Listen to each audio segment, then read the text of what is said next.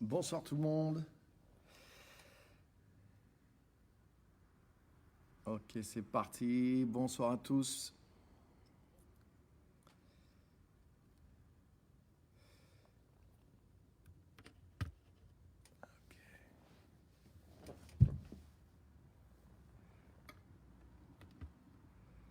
Bonsoir, bienvenue à ceux qui sont arrivés déjà sur le live. Sarat, Ludivine, vous êtes les premiers. Bravo. Félicitations. Et on va être rejoint par d'autres, c'est sûr et certain. Ça y est, ça arrive. Geneviève, bienvenue. Bienvenue à tous.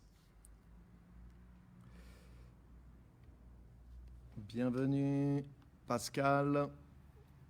Bienvenue à tous.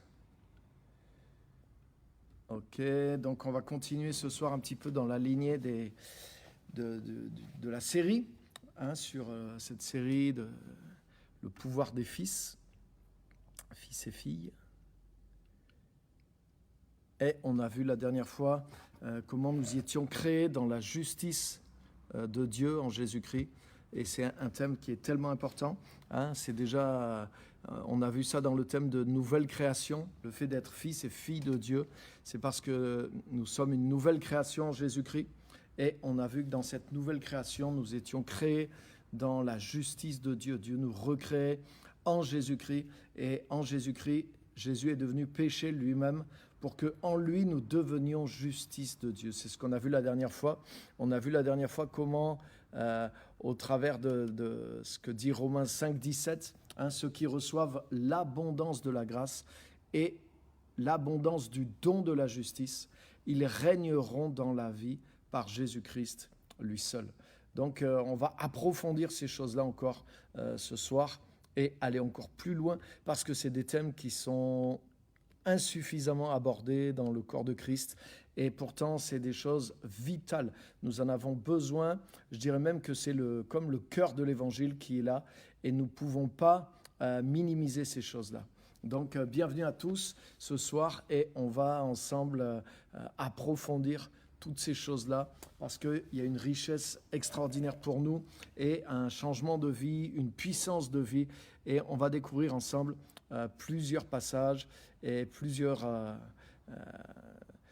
vérités qui vont nous permettre de nous enraciner et d'aller de l'avant dans toutes ces choses-là. Donc bienvenue à tous, Elisabeth, Sylvie, Pasteur Simone, Manouchka, Magali, qui vois-je encore, Geneviève, bonsoir, bienvenue, bienvenue vraiment à toutes et à chacun. Ok, donc je vous encourage à partager également et vous avez la possibilité avec votre appareil de partager aussi la vidéo tout simplement. Donc je vous encourage à le faire, comme ça d'autres personnes vont pouvoir être interpellées et suivre directement dans le direct. Voilà, bienvenue à tous et sans plus tarder, on va commencer. Bienvenue à ceux qui nous rejoignent et ceux qui vont nous rejoindre encore. Et on va pas tarder parce que j'ai beaucoup encore de points à partager. Déjà, vous avez vu, on est dans les détails dans ce thème, mais il y a tellement de choses que je veux partager avec vous. Donc, je vais entrer tout de suite dans le thème. On va juste demander la grâce au Seigneur.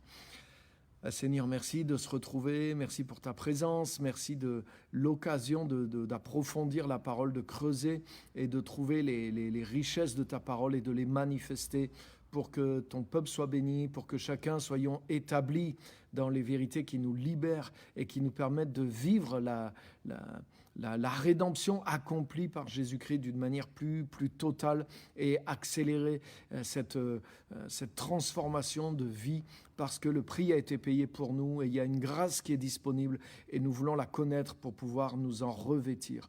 Merci Seigneur de la révéler par le Saint-Esprit, la parole, à chaque personne qui va pouvoir suivre et entendre ces choses-là, qu'elles soient diffusées, qu'elles portent un fruit puissant au nom de Jésus. Et merci Saint-Esprit parce que tu agis au travers de ta parole et je t'en remercie et je le demande au nom de Jésus Père.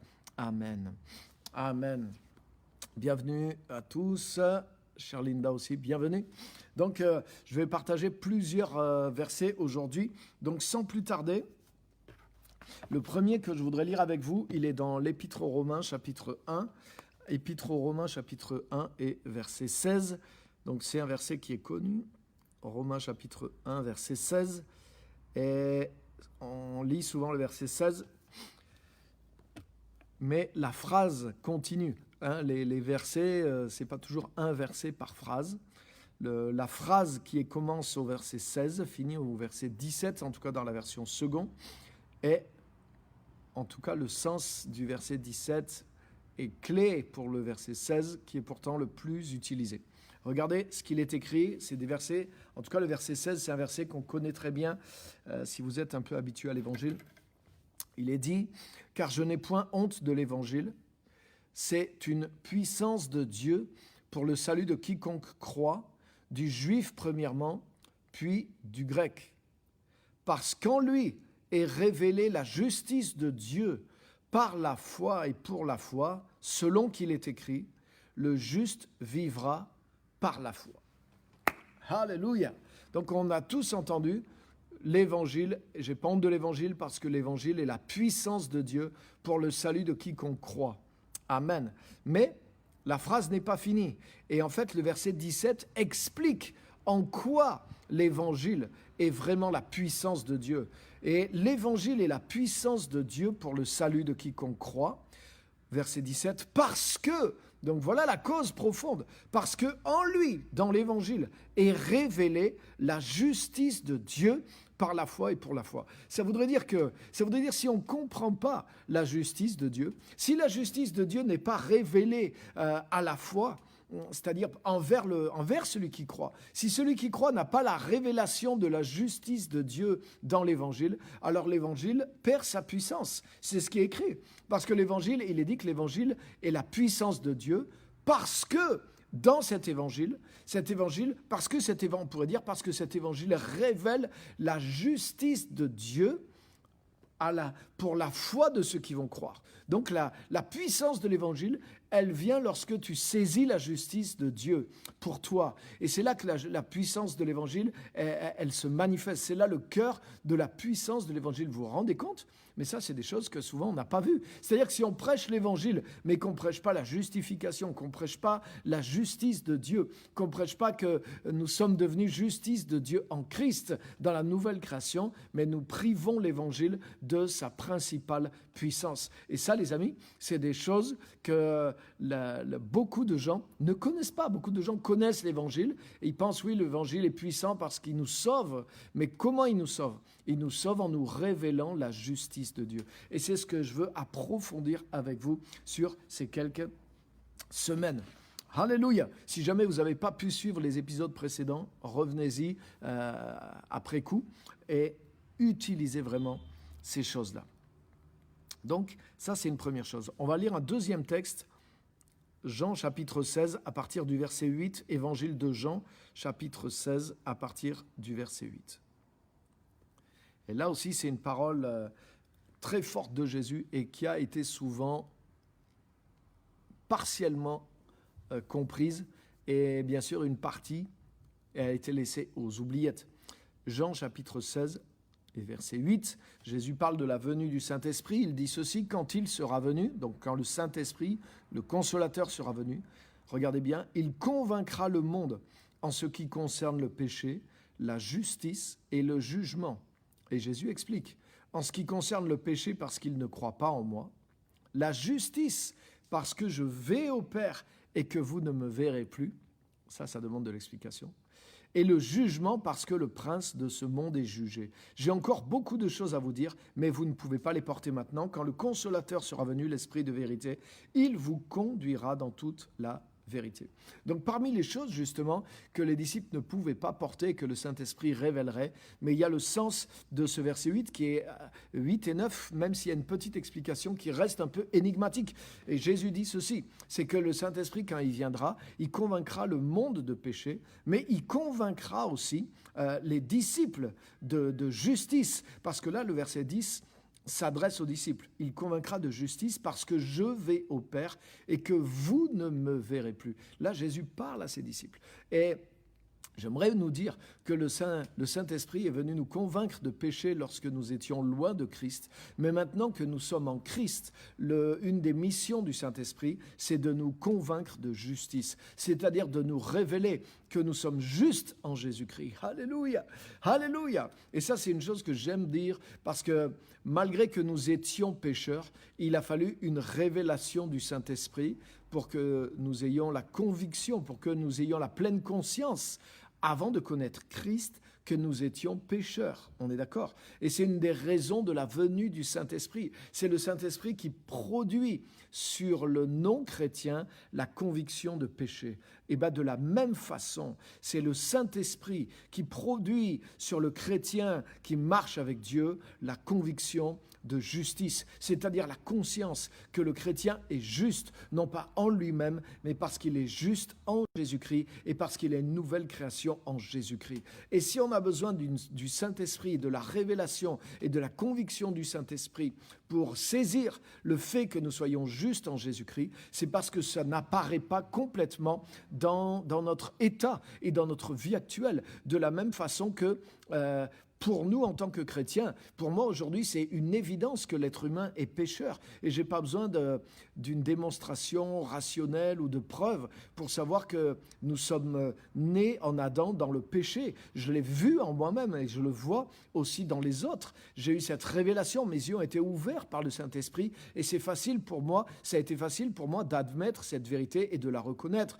Mais de la même façon, les amis, et là j'aimerais vous défier, vous qui êtes chrétiens, est-ce que pour vous, c'est aussi facile d'admettre que maintenant que vous êtes en Christ, vous êtes parfaitement juste aux yeux de Dieu, que vous avez été justifié, que vous êtes devenu justice de Dieu en Jésus-Christ, que la justice de Christ vous a été imputée, que la justice de Jésus a été mise sur votre compte, mais plus que ça encore, que vous avez été transformé, établi comme juste, que vous avez reçu un principe de vie qui remplace celui du péché, qui est celui de la justice, et que c'est ce que vous êtes, et que vous êtes devenus non plus des pécheurs, mais des justes, ce que la Bible appelle justes en Jésus-Christ. Donc là, il y a beaucoup d'aspects qui concernent la justice, et je ne pourrais pas tous les développer ce soir, mais j'aimerais vous dire, dans chacune des propositions que je viens de faire, il y a une véritable doctrine dans la parole de Dieu, une véritable révélation, un véritable enseignement de la parole de Dieu. Et c'est pour ça que Jésus dit que le Saint-Esprit va nous convaincre de justice. Et un enfant de Dieu qui marche normalement avec Christ, qui n'est pas meilleur et qui n'est pas moins bon que les autres, tout enfant de Dieu, je dirais normalement constitué, qui est bien né de nouveau, autant avant d'être en Christ, il a eu, pour y arriver, la conviction de péché par le Saint-Esprit, autant maintenant, il devrait avoir la conviction de justice par le Saint-Esprit. Mais je suis sûr et certain, et si vous êtes d'accord avec moi, dites un Amen, que depuis le temps que vous êtes dans l'Église et dans les églises, vous avez entendu, je pense, des milliers de fois l'expression « convaincu de péché », être convaincu de péché par le Saint-Esprit. Mais est-ce que vous avez entendu, à part ici, mais est-ce que vous avez déjà entendu souvent l'expression « être convaincu de justice par le Saint-Esprit » maintenant que nous sommes enfants de Dieu? Et pourtant, Jésus parle de ces deux choses, il parle même d'une troisième, convaincu de jugement, mais ça concerne la défaite du diable, mais c'est un autre domaine aussi, et là aussi, on n'en parle pas très souvent. Mais en tout cas, la chose qu'on n'entend pas souvent parler, c'est la conviction de justice. La conviction de péché, on en a entendu parler. Oui, j'ai eu la conviction de péché, mais il est important qu'en tant que disciple de Christ, tu aies la conviction de justice. Et la conviction de justice, c'est ce que j'essaye de t'aider à recevoir par le Saint-Esprit au travers de ces enseignements. Et c'est pour ça que je les détaille, parce que ça manque cruellement au corps de Christ. La conviction du péché, ça a été prêché, archi-péché et archi-prêché. Et j'espère que vous l'avez vécu, parce que c'est fondamental et on ne peut pas rentrer vraiment dans le salut si on n'est pas passé par la conviction de péché, et c'est une grâce du Saint-Esprit, mais cette grâce est suivie de cette autre, et Jésus les cite dans le verset qu'on a eu, c'est d'être convaincu de justice maintenant qu'on est devenu enfant de Dieu par le Saint-Esprit.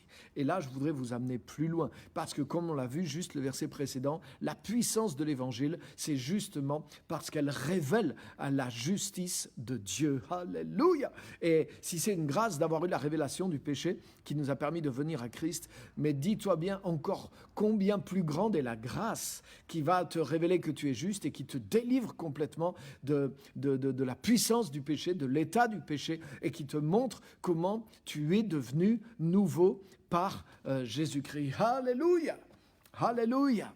Amen. J'essaie de me convaincre, quelqu'un m'est, et c'est un chemin aussi. Amen. Et il faut, parce qu'en essayant de te convaincre, tu vas dans le sens du Saint-Esprit et on a besoin de se repasser la parole du Saint-Esprit. Et le Saint-Esprit ne veut pas nous le garder caché. Ce n'est pas quelque chose qui est réservé à une élite, c'est quelque chose qui est normal pour tous les enfants de Dieu. C'est ce que Jésus dit, quand le Saint-Esprit sera venu, c'est le boulot qu'il va faire. Il va vous convaincre de justice. Et il essaye de vous convaincre de justice. Malheureusement, c'est sûr que si nous-mêmes, on n'arrête pas de se dire « pauvre de moi, pauvre pécheur, misérable que je suis, qui me délivrera ?» et qu'on n'écoute pas aussi ce qu'enseigne la parole de Dieu, mais peut-être aussi qu'on crée une autre voie et on empêche le Saint-Esprit de nous parler, mais le Saint-Esprit cherche à nous parler et il va le faire. Ne t'inquiète pas, mon frère, ma sœur, c'est normal et il cherche à te convaincre de justice. Par exemple, il y a ce verset qui est plus connu et qui va aussi dans le sens de ce que je suis en train de dire, qui est Romains 8, 14 et 15. Il est dit que l'Esprit de Dieu rend témoignage à notre esprit que nous sommes enfants de Dieu. Et souvent aussi, malheureusement, on utilise ce verset comme quelque chose on l'utilise pour, voilà, quand tu t'es converti, le Saint-Esprit a rendu témoignage comme si c'était une fois que tu étais devenu enfant de Dieu, ou quelques fois. Mais non, le verset est là comme quelque chose un peu qui continue, le Saint-Esprit rend témoignage à notre esprit que nous sommes enfants de Dieu. Ça veut dire que le Saint-Esprit traite avec nous sur notre statut d'enfant de Dieu, sur une base régulière. Ça veut dire que le Saint-Esprit nous considère comme des enfants de Dieu.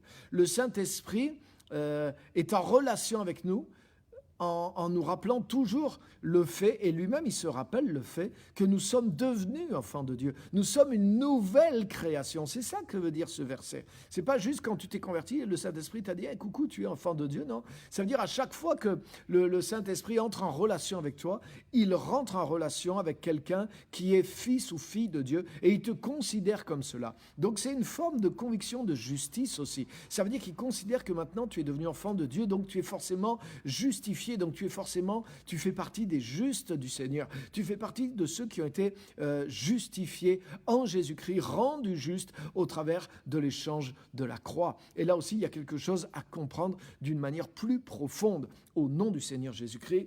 Amen. Amen. Et maintenant, les amis, je vais vous amener au cœur de mon message de ce soir. Et vous allez voir que le bon sens va rajouter à cette œuvre du Saint-Esprit qui est là pour vous convaincre de justice.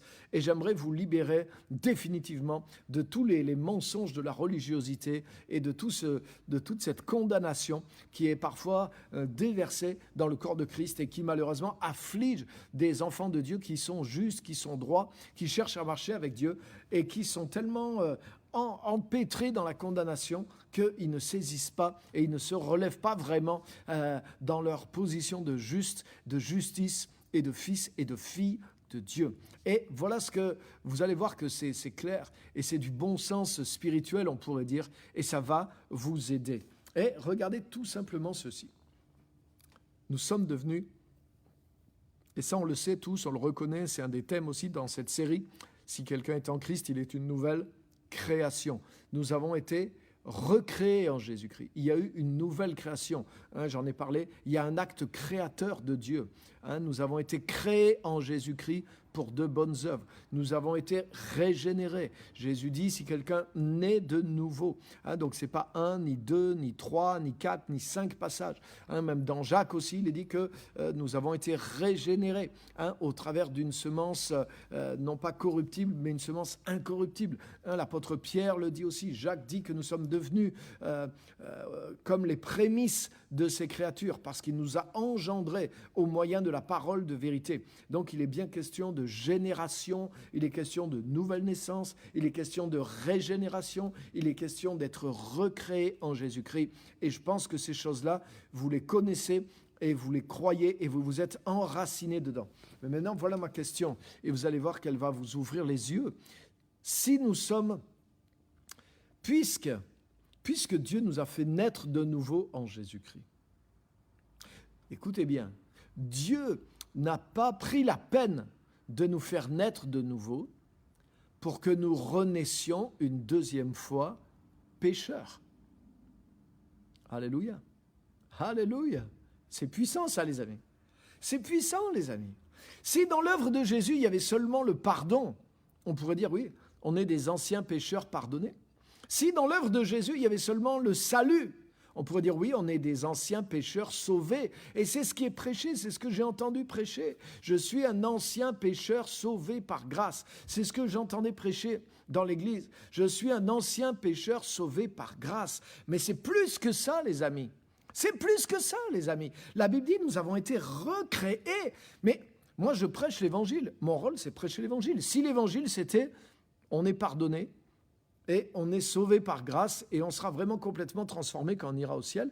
Mais ça serait une bonne nouvelle déjà. Et je serais heureux de la prêcher. Mais je voudrais te dire que la bonne nouvelle de l'Évangile, c'est plus que cette bonne nouvelle-là. Il y a une plus grande bonne nouvelle à cette bonne nouvelle. C'est ce que je viens de dire. C'est la vérité de la régénération, de la nouvelle naissance, de la nouvelle création. Et tu as vu, elle est présentée sous au moins 3 ou 4 aspects différents dans 5 ou 6 versets que je viens de citer juste avant. Donc ça, on ne peut pas le mettre en doute. Mais si Dieu a pris la peine de nous régénérer, de nous faire naître de nouveau, de nous recréer. C'est justement pour nous libérer de ce que nous avons hérité en Adam. Et c'est pour ça que dans le thème dans lequel on est, nous avons été créés en Jésus-Christ. Dieu le dit pour nous différencier de ce qui est en Adam. Nous sommes nés en Adam. Nous avons hérité de la nature et du statut de pécheur en Adam. Romains 5, par la faute d'un seul. Tous, une multitude a été rendue pécheurs.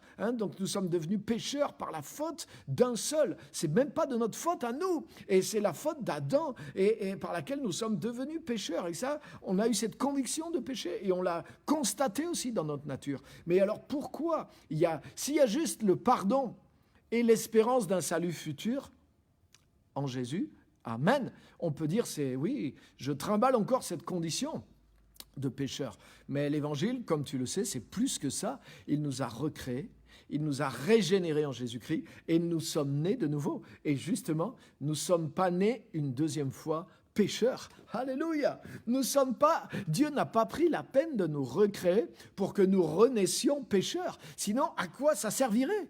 À quoi ça servirait? À quoi ça servirait qu'il y ait eu un acte créateur? À quoi ça servirait que Jésus, non seulement ait pris nos péchés, mais comme dit la Bible, il ait pris le vieil homme, la vieille nature? À quoi ça servirait que Jésus soit devenu lui-même le péché et qu'il l'ait englouti dans la mort, que nous ayons été crucifiés, comme le dit Romains 6, que notre vieil homme ait été crucifié avec lui, afin que ce corps du péché, cette puissance du péché soit détruite. Alléluia! Et tout ça a été détruit jusque dans la tombe et dans la mort de Jésus. Pourquoi? Pour que lorsque Jésus-Christ est ressuscité d'entre les morts, sans qu'il soit question du péché, il est recréé entièrement, il est reparti entièrement, on pourrait dire, sur une nouvelle base. Il est mort pour le péché une fois pour toutes, mais maintenant qu'il vit, il vit sans qu'il soit question du péché. Il vit dans une nouvelle humanité qui a triomphé pour toujours du péché et il nous a entraînés dans cette résurrection. Et c'est en Jésus-Christ ressuscité que nous avons été recréés pour que nous soyons une nouvelle créature avec une autre base, avec une autre nature qui n'est pas celle du péché, mais qui est celle de la justice. Et ça, les amis, c'est une révélation puissante qui est précieuse. Mais là, j'espère que tu la captes avec le bon sens. Il n'y avait pas eu besoin de nouvelle création pour qu'on renaisse pécheur, pour qu'on soit juste des pécheurs pardonnés avec l'espérance du salut. Il n'y avait pas besoin de nouvelle création. Mais béni soit Dieu, il y a eu une nouvelle création. Ce qui montre que dans l'œuvre de Jésus-Christ, alléluia, nous sommes nés une deuxième fois, nous sommes renés, non plus pécheurs, mais nous sommes renés justes. Nous sommes nés fils et filles de Dieu. Et la Bible dit que nous sommes devenus participants de la nature divine. Alléluia! Et oui, parce que l'évangile est plus grand que ce qui est prêché. Et l'évangile n'est pas la religiosité. La religiosité s'arrête avec la condamnation constante, avec toujours la conscience du péché. Mais je vous amènerai dans des versets dans l'épître aux Hébreux où il est dit que si l'ancienne alliance avait été parfaite, ceux qui offrent sans cesse les sacrifices n'auraient plus eu conscience du péché et ils auraient arrêté d'offrir des sacrifices. Donc ça montre que l'ancienne alliance ne pouvait pas amener cette délivrance. Mais le sous-entendu, il n'est pas sous-entendu, même l'affirmation qui suit, il est que la nouvelle alliance, par contre, puisqu'il y a un seul sacrifice et qui n'est plus jamais réoffert, ça veut dire qu'il amène à la perfection au niveau de la conscience ceux qui ont été touchés par la nouvelle alliance, par le sang de l'alliance et par la régénération. Et ça veut dire qu'ils doivent vivre sans avoir plus aucune conscience du péché. Oh, alléluia! Il y a combien peu de chrétiens qui ont été jusqu'à le recevoir.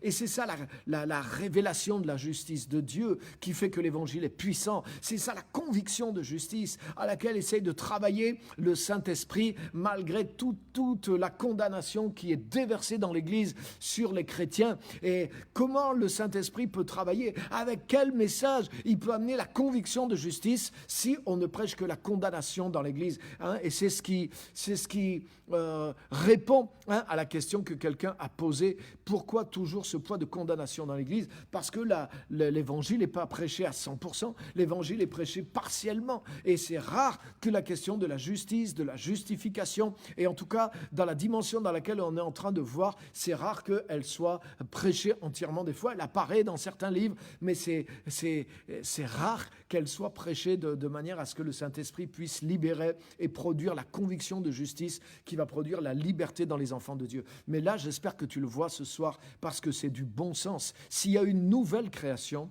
mais c'est la preuve que nous ne sommes pas renés pécheurs. C'est une évidence. Dieu ne peut pas nous faire naître de nouveau. Dieu ne peut, sinon ça ne servait à rien. On pouvait rester en Adam. Et en Adam, une version améliorée d'Adam qui attend le salut final, la délivrance vraiment définitive. Oui, il y aura une délivrance définitive, mais c'est juste la rédemption de notre corps. C'est écrit. Là, je pourrais vous le démontrer. Et les premiers chrétiens, oh là là, j'aurais tellement vous aider.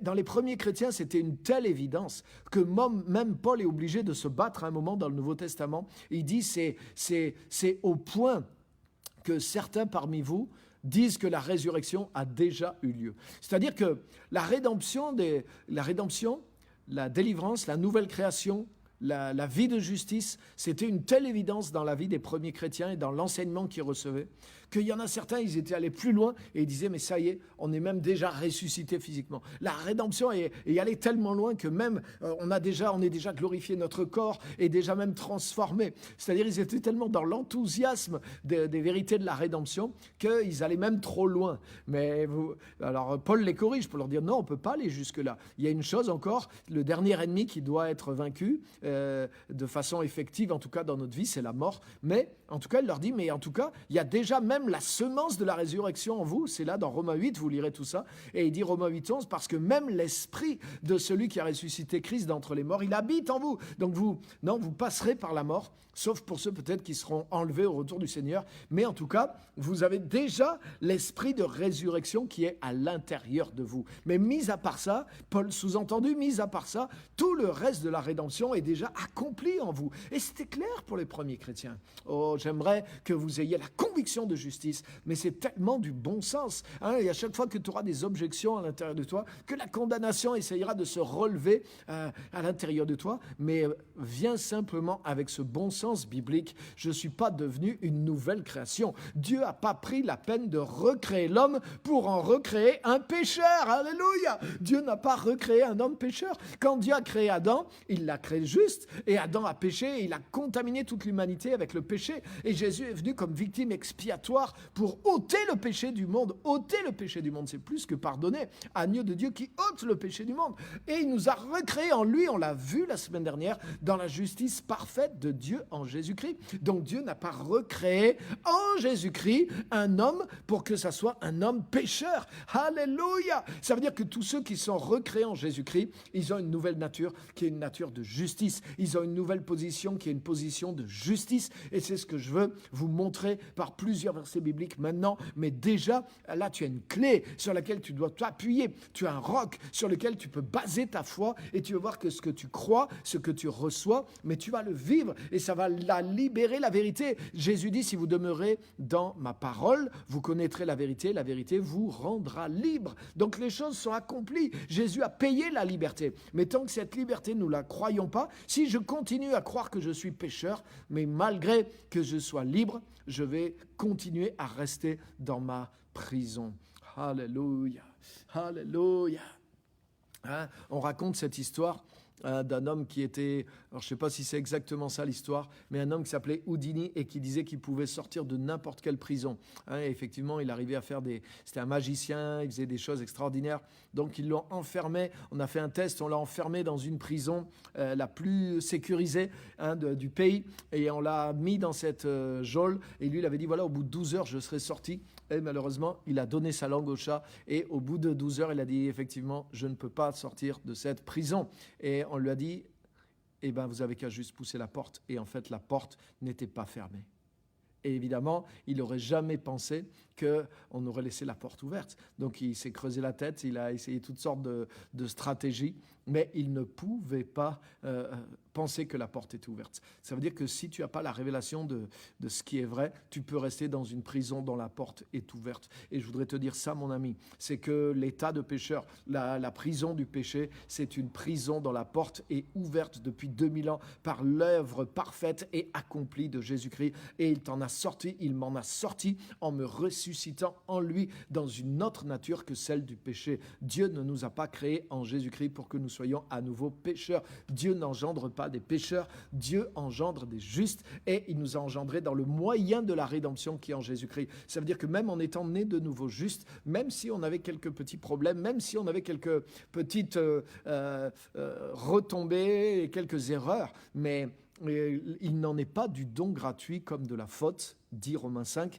c'est-à-dire que Adam est devenu pécheur après une seule faute, mais le don de la justice, il fonctionne, il devient justification même après une multitude de fautes. Alléluia. Et il est le sang de Jésus a une valeur qui est éternelle, avec laquelle nous pouvons être couverts constamment de toutes nos erreurs, de toutes nos iniquités, et afin que nous puissions rester et continuer de vivre dans cette justice dans laquelle nous avons été recréés. Au travers de la rédemption en Jésus, Dieu, fais-moi confiance et fais-lui confiance surtout, à recréer comme, excusez-moi l'expression, mais tout un système pour nous permettre de rester dans la justice de Dieu en Jésus-Christ, afin que, comme il le dit, la grâce est supérieure à la chute. La justice est supérieure au péché. La justification est supérieure à la condamnation. C'est ce qu'il dit. Il dit, si par la faute d'un seul Adam, si par l'œuvre d'un seul Adam, ça a produit de tels dégâts, tu liras dans Romains 5, à combien plus forte raison l'œuvre d'un seul homme, Jésus-Christ, a-t-elle des conséquences beaucoup plus étendues et supérieures sur ceux qui acceptent la rédemption qui est en Jésus-Christ. Alléluia. Donc Dieu n'a pas pris toute cette peine pour que nous soyons encore défaits et ensevelis et vaincus par l'œuvre d'Adam et ses conséquences, mais l'œuvre de Jésus-Christ et l'œuvre de la croix, de la grâce est infiniment supérieure à l'œuvre du péché. Et c'est pour ça que dans le verset qu'on a lu, c'est tellement important que après la révélation du péché, il y a la révélation de la justice. Mais déjà, avoir la révélation du péché, c'est quelque chose qui nous fait voir l'humanité d'une autre façon. Mais il y a quand même beaucoup de choses visibles qui peuvent nous aider à voir que le péché est vraiment rentré dans l'humanité. Il n'y a qu'à voir l'état du monde, par exemple.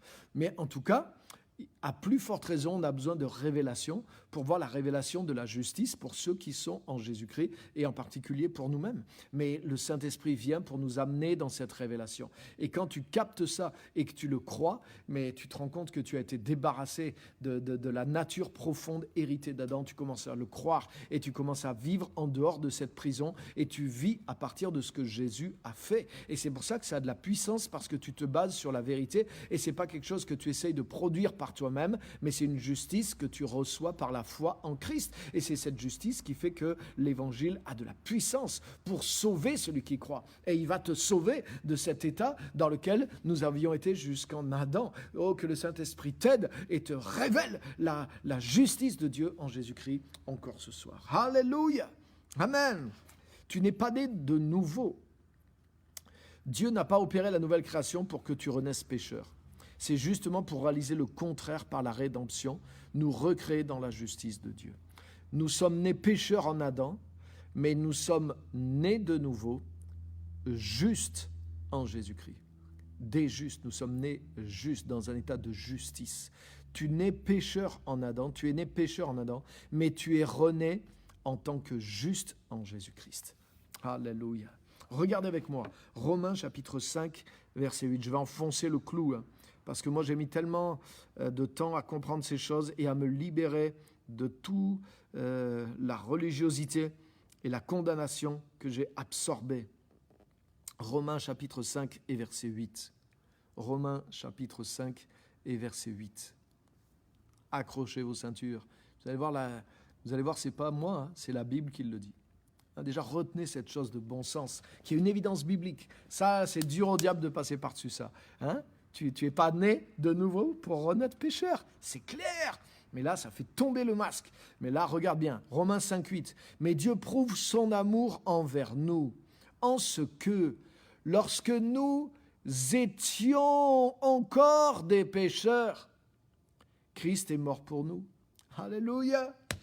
Mais tu as vu, pour Paul, c'était une évidence. Et là, il enseigne. Et dans Romains 6, il dit, mais vous ignoriez pas ces choses. Vous avez été instruits dans ces choses. Si vous avez été baptisé, vous avez été forcément instruits dans ces choses. En réalité, c'est le sens profond du baptême. Mais il manque vraiment beaucoup de choses. En réalité, pour beaucoup d'églises, le niveau du baptême, c'est plus le baptême de Jean-Baptiste que le baptême au nom de Jésus-Christ qui est enseigné et vécu dans les églises. Parenthèse. Mais en tout cas, Romains 5,8, Dieu prouve son amour envers nous en ce que lorsque nous étions passés encore des pécheurs, Christ est mort pour nous. C'est là que la croix, tu as la conviction de péché et tu as la révélation de la croix pour que tu sois pardonné, mais tu as la révélation plus profonde de la croix qui te montre que non seulement tu es pardonné, mais tu es délivré de ta nature de pécheur. Parce qu'après la révélation de la croix, il y a la révélation de la résurrection de Jésus. Et qui dit résurrection, dit régénération, dit création d'un homme nouveau. La croix, c'est la fin du premier Adam, mais la résurrection, c'est le commencement du nouvel Adam et la vie de justice qui est en lui. Tu deviens participant de la nature divine. Alléluia! Et là, ça prend tout son sens. Et nous sommes passés, les amis, de l'autre côté du voile. Nous sommes morts avec Christ, mais nous sommes ressuscités en lui et avec lui, non pas en tant que pécheurs, mais nous sommes ressuscités en tant que personnes qui sont justifiées, qui sommes justes, sur le compte de qui il y a la justice de Christ, mais à l'intérieur de qui il y a la nature juste de Jésus-Christ. Et là, je vais vous amener plus loin là-dedans, mais je voudrais déjà que vous saisissiez ça. Nous étions pécheurs. Et il y a d'autres versets, d'autres passages où Paul redit la même chose. Ce n'est pas le seul verset où il est dit que nous étions pécheurs au passé. Lorsque nous étions encore des pécheurs, Christ est mort pour nous. Alléluia! Lorsque j'étais pécheur, mais j'ai eu besoin de voir la croix. Mais maintenant, non seulement j'ai vu la croix, non seulement je suis passé par la croix, mais je suis passé par la mort et la résurrection de Jésus. Et maintenant, je suis dans autre chose. Je minimise pas, mais la croix, ça a été juste le premier pas. C'est ce que j'avais besoin. Une fois que j'ai eu la conviction de péché, j'ai eu besoin de la croix. Mais maintenant que j'ai la conviction de la justice, alléluia, je peux vivre dans la puissance de l'Évangile. Je peux vivre en tant que fils et fille de Dieu et je peux m'établir dans les œuvres que Dieu a préparées d'avance pour moi parce que je saisis ma nature, je saisis mon potentiel de fils et de fille, je saisis le pouvoir des fils et des filles de Dieu. Mais ça doit commencer par là. Tu ne peux pas t'arrêter simplement quand j'étais pécheur et que j'ai vu la croix, parce que Jésus-Christ veut t'amener bien au-delà, mon frère et ma sœur, et il l'a déjà fait. Simplement, tu as besoin d'être convaincu de justice par le Saint-Esprit ce soir et de voir la grandeur de l'œuvre de Jésus-Christ dans laquelle il nous a déjà entraînés, au-delà même de la croix, au-delà même de la tombe. Il nous a entraînés dans sa résurrection et même il nous a fait asseoir à sa droite dans les lieux célestes en Jésus-Christ pour régner, pour gouverner. Mais pour ça, tu as besoin de saisir la justice que Dieu t'a accordée, le don de la justice, comme j'ai vu la semaine dernière, l'abondance du don de la justice qui est là et qui est le nôtre en Jésus-Christ. Mais il y a encore plus que ça encore ce soir. Alléluia. C'est puissant, les amis. Maintenant, regarde le verset 9. Lorsque nous étions des pécheurs, Christ est mort pour nous. À plus forte raison donc, maintenant, lorsque nous étions des pécheurs, maintenant que nous sommes justifiés par son sang. Alléluia! Justifié, ça va être rendu juste. Ça va être établi comme quelqu'un qui est juste, être considéré comme juste, c'est-à-dire considéré comme quelqu'un qui est sans péché. La Bible parle par exemple de Jésus-Christ, le juste. La Bible dit, il n'y a pas un seul juste, pas même un seul. Vous le connaissez ça. Tous sont péchés, sont privés de la gloire de Dieu. Mais on ne continue pas ce verset, Romains 3, 23. Le verset continue et ils disent, mais ils sont tous gratuitement justifiés par le moyen de la rédemption qui est en Jésus-Christ. Donc on ne devrait pas laisser les chrétiens à simplement dire, il n'y a pas de juste, pas même un seul. Tous sont péchés et sont privés de la gloire de Dieu. C'est ce que nous étions jusqu'à la croix. Mais la suite du verset continue. Nous avons été gratuitement, c'est un don, justifié en Jésus-Christ. Nous avons été rendus justes. Ça veut dire que maintenant que nous sommes rendus justes, nous ne sommes plus privés de la gloire de Dieu. Mais nous voyons la gloire de Dieu. Nous vivons dans la gloire de Dieu. Nous portons la gloire de Dieu. Nous pouvons manifester la gloire de Dieu. Pour vivre la gloire de Dieu et manifester la gloire de Dieu, il faut être établi dans la justice. Tant qu'on n'est pas sûr d'être juste, mais on n'ose pas s'établir dans la gloire de Dieu.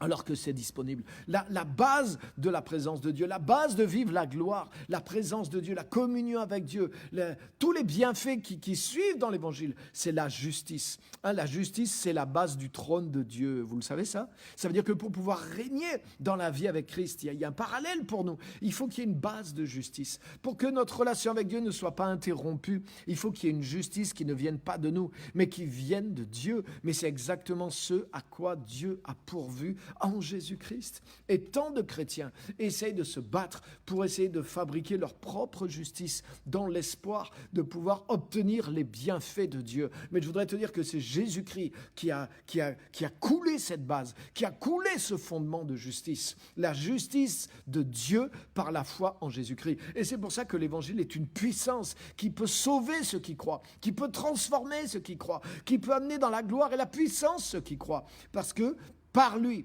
par l'Évangile, la justice de Dieu est révélée par la foi et pour la foi. Donc ce n'est pas une justice qui est révélée par nos œuvres ou par notre travail ou par notre sanctification, mais c'est une justice de Dieu par l'œuvre parfaite de Jésus-Christ. Jésus est devenu le péché pour qu'en lui nous devenions justice de Dieu, le don de la justice. Ceux qui reçoivent le don de la justice et l'abondance du don de la justice et de la grâce, ils régneront dans la vie par Jésus-Christ lui seul. Lorsque nous étions des pécheurs, Christ est mort pour nous. Et à plus forte raison, maintenant que nous sommes justifiés par son sang. Alléluia! Tu as vu, il parle de deux états. Il parle de ce que nous étions pécheurs avant de connaître la croix. Mais nous avons compris que Christ est mort pour nous. Donc si Dieu a prouvé son amour, là c'est le bon sens biblique aussi que Paul recherche pour vaincre les ruses du diable et la condamnation qui s'installe vite dans nos propres esprits humains qui sont des fois petits. Regarde ce qu'il dit, puisque Dieu a prouvé son amour envers nous, lorsque nous étions des pécheurs. Donc là, on était pécheurs, on était carrément pratiquants. Pour certains, on était ouvertement rebelles à Dieu, peut-être blasphémateurs. On s'en foutait de Dieu, excusez-moi l'expression. On était ennemis de Dieu, on était ouvertement pécheurs. Et pourtant, Dieu prouve son amour envers ces gens que nous étions. Et Christ est mort pour ces gens que nous étions lorsque nous étions pécheurs. Mais à bien plus forte raison, si Dieu était déjà de notre côté lorsqu'on était contre lui, à plus forte raison, maintenant qu'on est justifié par son sang, qu'on est devenu ses amis, qu'on est devenu ses enfants, qu'on est devenu des justes au travers de son sang, à plus forte raison serons-nous sauvés par lui de la colère. Donc Dieu ne va pas répandre sa colère, Dieu ne va pas répandre sa condamnation sur nous en tant qu'enfants de Dieu. Mais il y a tellement de chrétiens qui vivent sur un fil, qu'ils ont toujours peur de Dieu. Oh mince, pour rien. Je parle pas d'un chrétien qui retournerait ouvertement dans le péché et qui s'en moquerait de Dieu. Je parle pas de ce cas-là. Je parle du chrétien normal, du chrétien moyen, qui n'est pas encore parfait dans toutes ses pensées, dans toute sa conduite, mais qui des fois, il croit dans un tel évangile, il croit ou il entend prêcher un tel évangile de condamnation que parfois, il pense que la colère de Dieu est encore sur lui. Il pense qu'il ne voit pas sa justification. Mais là, dans ces versets, il y a une libération. Moi, ces versets m'ont aidé quand j'ai commencé à être convaincu de justice. Mais je dis, mais c'est vrai. Si quand j'étais ennemi, Christ est mort pour moi, maintenant que je suis justifié par son sang, il m'a rendu juste, mais il ne va pas être contre moi. Il ne peut pas être contre moi alors qu'il était avec moi, alors que j'étais pire que maintenant. Même si je ne suis pas parfait, que des fois je fais des boulettes, mais je cherche à aller que dans le bon sens. Avant, je cherchais à aller dans le mauvais sens et Christ m'a sorti de là en mourant pour moi. Maintenant que je suis justifié par son sang, Dieu n'est pas contre moi, mais il va m'aider au contraire à devenir de plus en plus parfait dans mon comportement, en lui, en continuant en lui, et il va me sauver. Au contraire, je serai sauvé par lui de la colère. Alléluia. Car si lorsque nous étions ennemis, nous avons été réconciliés avec Dieu par la mort de son Fils, puissance de la croix, qui nous amène à la réconciliation, à plus forte raison étant réconciliés, serons-nous sauvés par sa vie. Alors là, ça veut dire quoi? Ça veut dire que maintenant, si par la mort de Jésus, je suis passé d'ennemi à ami, par la résurrection de Jésus, par la vie de Jésus, je serai sauvé par sa vie. S'il y a une puissance dans la croix et dans la mort de Jésus, à combien plus forte raison, il y a une puissance dans la vie ressuscitée de Jésus. Vous ne trouvez pas? Mais oui, là, Paul fait appel à notre bon sens. Donc si, en m'associant à la mort de Jésus, en croyant en l'œuvre de la croix, je suis passé d'ennemi à ami, je suis passé de pécheur à justifié, c'est ce qu'on vient de voir. À combien plus forte raison, si tu crois maintenant, que tu es aussi associé dans la résurrection de Christ. Si de la même façon que tu as embrassé la croix, ça t'a fait passer d'ennemi à ami, de pécheur à juste, à plus forte raison, si tu embrasses la vie de résurrection de Jésus dans laquelle tu as été entraîné, tu seras sauvé par cette vie. C'est-à-dire que tu seras entièrement transformé. Tu seras délivré de toute la vie adamique. Tu seras délivré de toute forme d'injustice, de toute forme de condamnation. Et tu iras de gloire en gloire et de progrès en progrès parce que c'est par la puissance de la vie de résurrection de Jésus à laquelle tu as été uni en Christ par sa mort et par sa résurrection. Il t'a uni à sa justice. Tu es devenu un dans sa justice. Jésus est devenu un dans notre péché pour qu'on devienne un dans sa justice et dans sa vie de résurrection. Et tu dois croire ces choses-là. Lorsque nous étions pécheurs, c'est du passé. Nous avons été recréés en Christ, non pas à nouveau pécheurs, avec l'aide du Saint-Esprit. Non, nous avons été recréés comme des justes. Nous avons été recréés comme des gens justifiés, comme des gens réconciliés, comme ses amis, plus encore comme ses enfants, c'est-à-dire ceux qui ont ses gènes, ceux qui ont sa nature.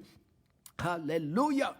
Alléluia! Dieu est juste et en nous faisant naître de nouveau, il a engendré cette nature de justice à l'intérieur de nous. C'est puissant. Regardez avec moi un peu plus loin, toujours Romains 5, versets 18 et 19. Versets 18 et 19. Ainsi donc, comme par une seule offense, celle d'Adam, la condamnation a atteint tous les hommes.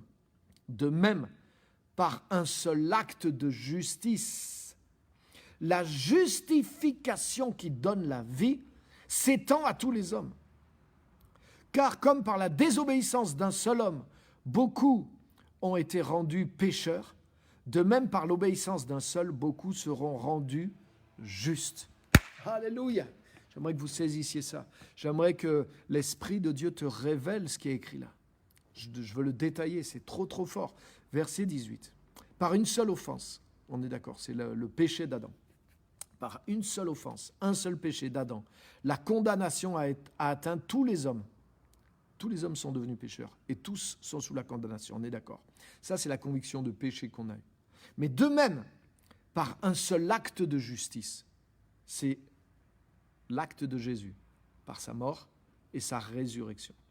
Par la faute d'Adam, par le péché d'Adam, le péché a atteint les hommes. Par un acte de justice, la justification, c'est-à-dire ce qui rend juste les hommes, et cette justification qui donne la vie, elle s'est étendue à tous les hommes. Alléluia, alléluia. C'est puissant. Ça veut dire si tu crois. Qu'est-ce que tu as fait? Je voudrais te demander, qu'est-ce que tu as fait pour devenir pécheur? Tu n'as rien fait. Tu es devenu pécheur par la désobéissance d'Adam. De la même façon, c'est ce que dit ces versets. Tu es devenu juste par l'obéissance de Jésus-Christ. Tu as été rendu pécheur par la désobéissance d'un seul homme. Mais tu crois que Dieu n'a pas été plus fort dans le bien que Satan dans le mal? Hein? Ça serait mal connaître Dieu. Et c'est ce que dit la Bible. Si, tu te rends compte, mais c'est terrible. Dieu avait fait le monde pour qu'il soit bon, pour qu'il soit bien, et par une seule faute, des générations, toute l'humanité est tombée dans le péché. Oh, mais comment Dieu a pu permettre ça? Mais Dieu l'a permis, et on le sait, on l'a vu, on a vu qu'on était pécheurs. On était pécheurs, alléluia. Mais dis-toi bien que si le Dieu qui savait que ces choses graves, une conséquence aussi grave allait arriver, si Dieu avait prévu une contrepartie, et que la Bible révèle que cette contrepartie, elle ne va pas être au niveau de la faute, mais elle va être bien plus grande et bien plus puissante.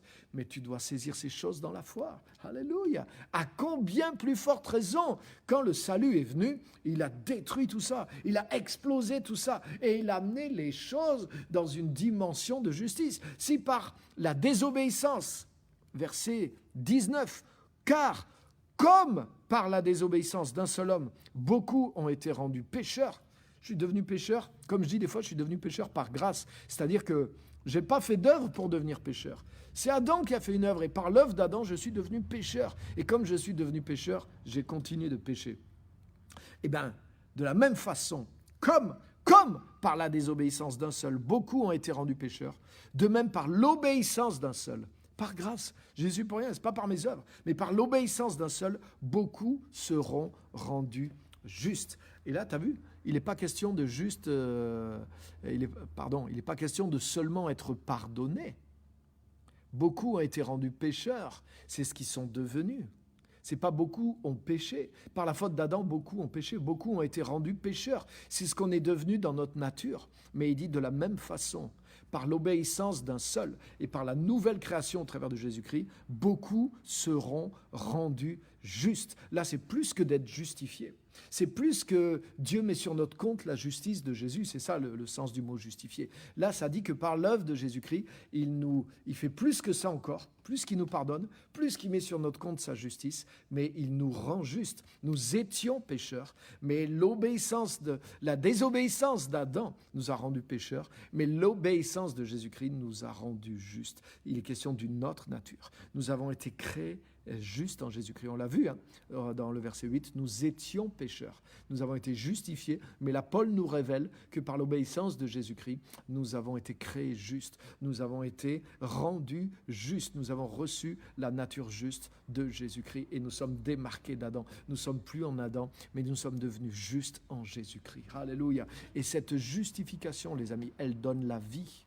Attention, c'est pour ça, pourquoi il y a une telle difficulté pour les chrétiens de sortir de cette prison qui est ouverte?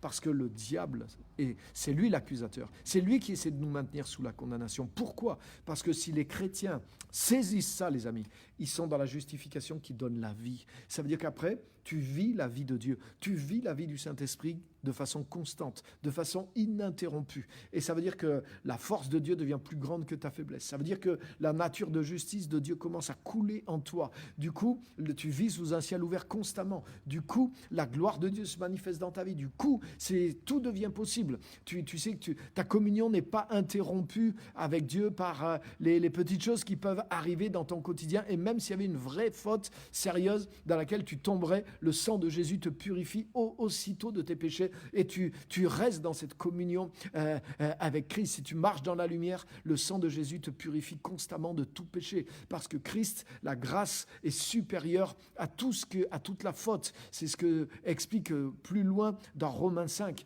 Donc là, l'ennemi sait que si on saisit notre héritage de justice, ces affaires vont mal aller. C'est pour ça qu'il essaie de tout utiliser et même si possible, les messages des fois dans l'Église pour nous maintenir dans la condamnation, pour que nos yeux ne s'ouvrent pas, pour nous éviter d'avoir pleinement la conviction de justice. Mais béni soit Dieu, même si ce n'était que jusqu'à ce jour. Aujourd'hui, le Saint-Esprit t'ouvre les yeux et va t'aider à ouvrir les yeux et il va te convaincre de justice pour que tu rendes compte que non seulement tu as été justifié par grâce, mais que tu es devenu juste par grâce grâce. De la même façon que tu es devenu pécheur par la faute d'un autre, de la même façon tu es devenu juste par l'œuvre de justice d'un autre qui est Jésus-Christ. Alléluia. Et il n'est pas du don gratuit comme de la faute, parce que le don gratuit couvre la faute et toutes les fautes, et il est éternel. Jésus-Christ ne va pas revenir une deuxième fois dans le monde pour régler le problème du péché. Donc, ça veut dire que la victoire qu'il nous a acquise, elle est définitive, et nous pouvons vivre une victoire définitive sur le péché, sur la nature de pécheur, parce que nous avons été créés justes en Jésus-Christ. Et il faut commencer par se saisir de ces grandes vérités. Que Dieu vraiment vous bénisse et vous encourage au travers de ces paroles-là. Donc je vous encourage à reméditer, à revoir tous ces versets, c'est des choses clés. Un dernier passage très très rapidement parce que l'heure a tourné, 2 Corinthiens chapitre 3, et vous allez voir quelque chose aussi de fort, 2 Corinthiens chapitre 3 à partir du verset 6. Versets 6 à 9. Et vous allez voir, ça va loin. Il nous a rendus capables, Dieu nous a aussi rendus capables d'être ministres d'une nouvelle alliance, non de la lettre mais de l'esprit, car la lettre tue mais l'esprit vivifie. Regarde bien verset 7. Or si le ministère de la mort, il parle de la loi, gravé avec des lettres sur des pierres, a été glorieux au point que les fils d'Israël ne pouvaient fixer les regards sur le visage de Moïse à cause de la gloire de son visage, bien que cette gloire fût passagère, combien le ministère de l'Esprit, donc la nouvelle alliance, ne sera-t-il pas plus glorieux? Regarde bien verset 9. Si le ministère de la condamnation a été glorieux, le ministère de la justice, de la justification, est de beaucoup supérieur en gloire. Alléluia. Alléluia. C'est fort. Ça veut dire que normalement, le ministère que nous avons, nous chrétiens, ce n'est pas le ministère de la condamnation. Ça, c'est la loi qui a le ministère de la condamnation. Et la conviction de péché, ce n'est pas le ministère de la condamnation, ce n'est pas la même chose. Ce n'est pas la même chose.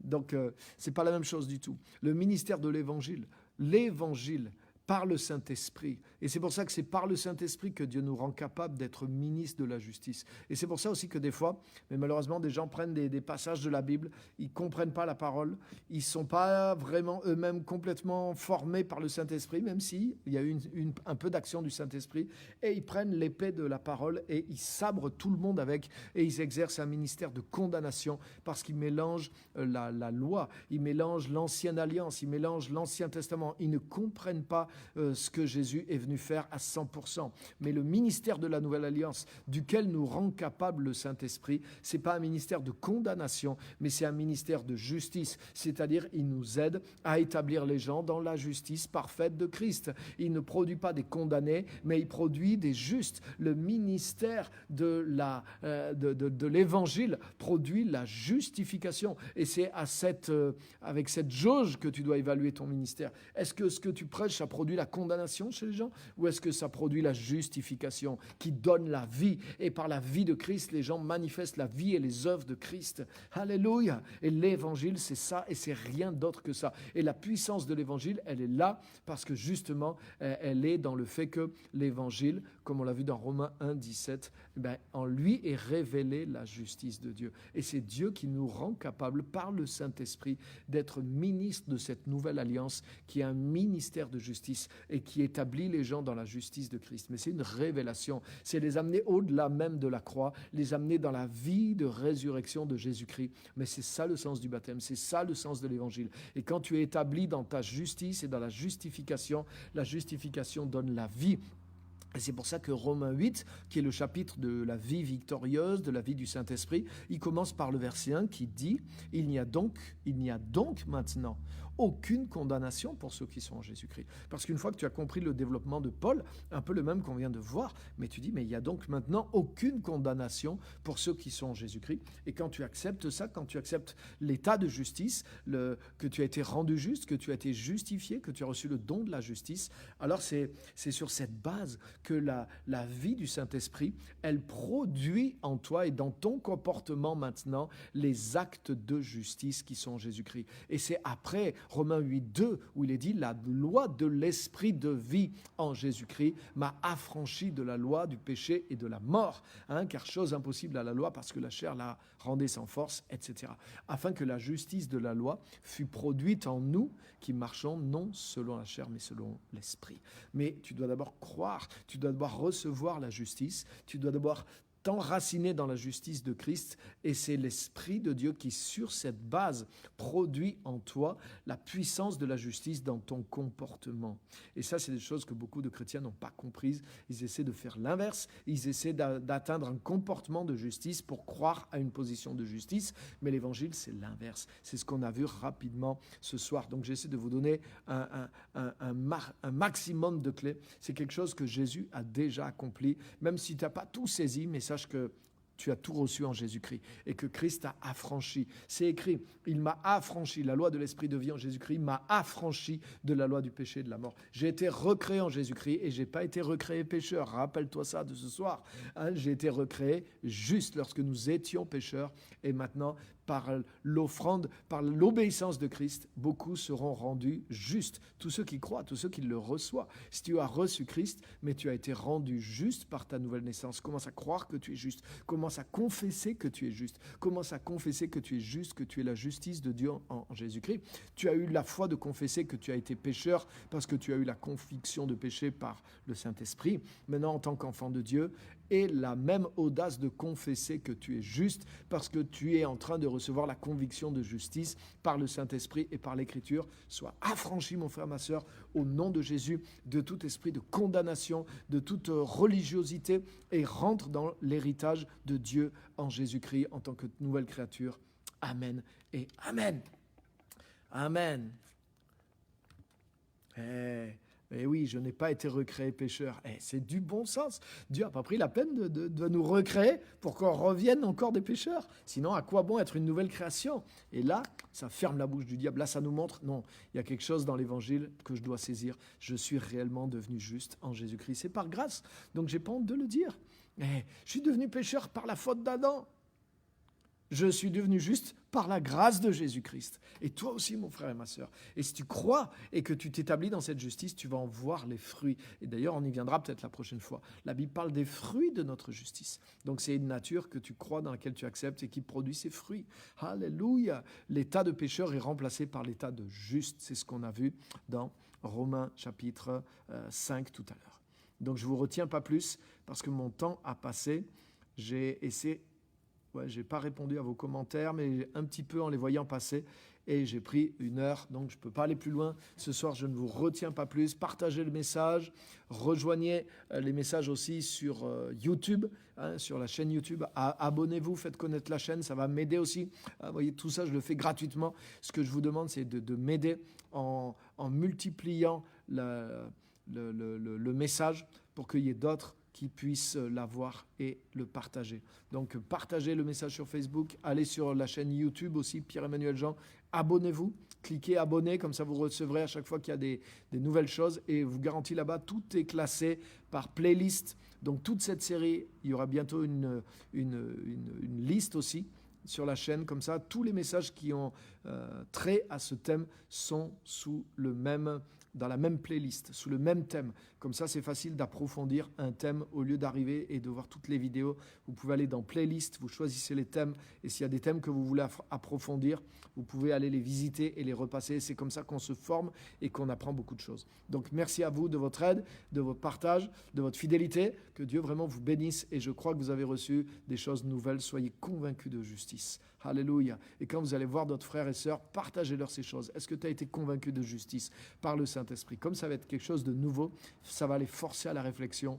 Partagez-leur le message, prêchez-le à d'autres. Rappelez-vous les versets pour les prêcher à d'autres. Je pense qu'on a besoin de se prêcher ce message qui a fait défaut et qui nous a manqué dans le corps de Christ. Donc, soyons de ceux qui rétablissons l'équilibre. Merci à tous et Dieu vous bénisse. À bientôt.